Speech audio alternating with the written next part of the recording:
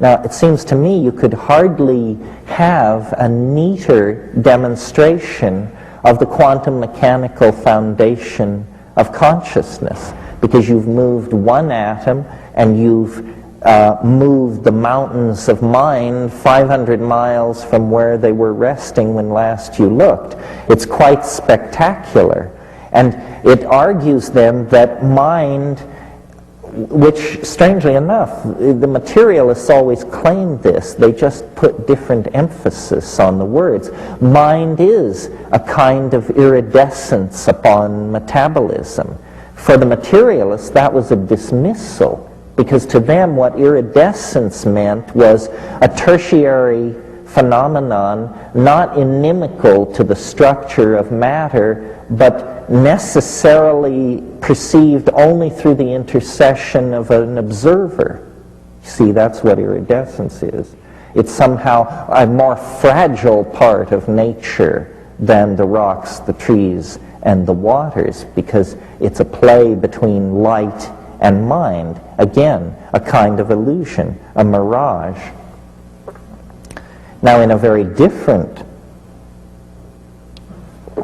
category of illusion, and this is one worth considering because it's the one we tend not to place in this category, and that is the illusion of materialism.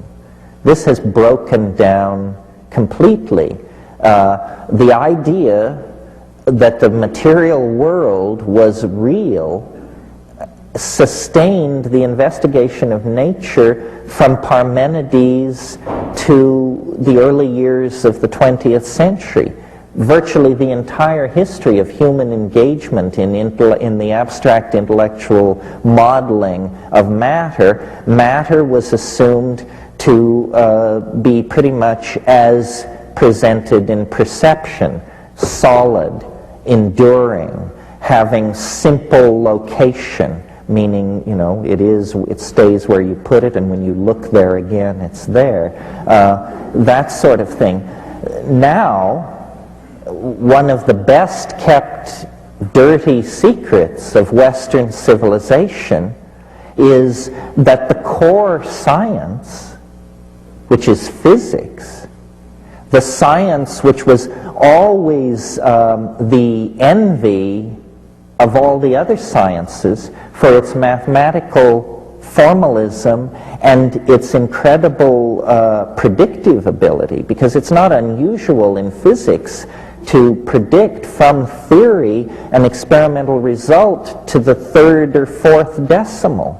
This is spectacular congruence between theory and experiment. You don't get that in the social sciences, or even in physical, need I mention, even in physical chemistry. However, the investigation of matter has now been pushed to such extremes that matter has shed its easily recognized and familiar face, and it has become something much slipperier, much more dependent on the presence of the observer, much less easily located in space and time, something much more of the nature of thought than of the familiar conception of matter. This word has not reached even as far as biology yet. The biologists are still laboring under the notion of the reality of physical material. If any of you read this book that was published last year with much to do, called Consciousness Explained, actually it should have been called Consciousness Explained Away.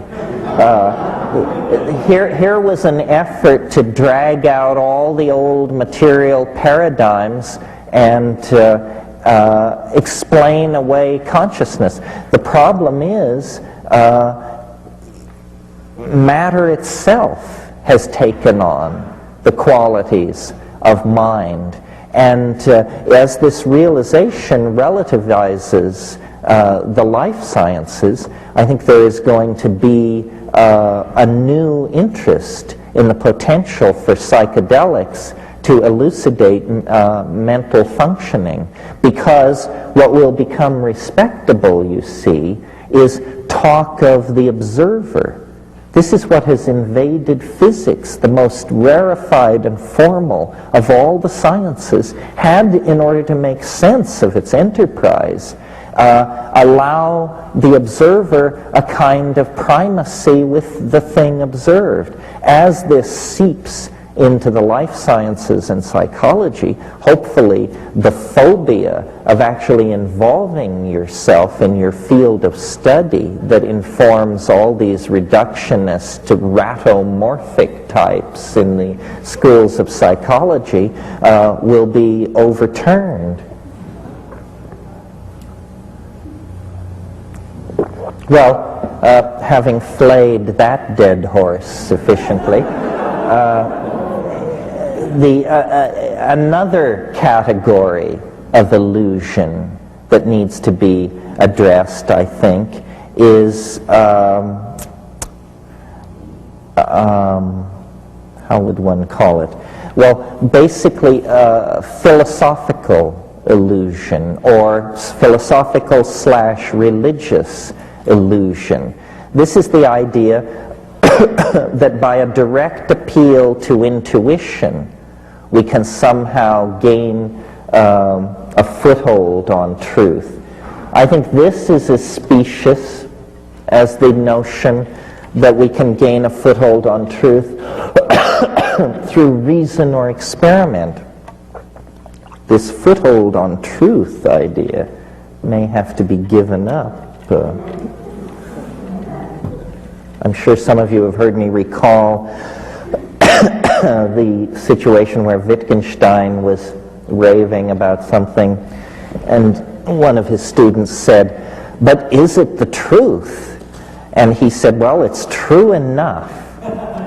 And this is really means a great divide has been crossed when you can say that, because it means you understand now that you are no longer a fairy in a Platonic super world, but that you are actually a monkey with a brain full of mush trying to sort out, what's right in front of you.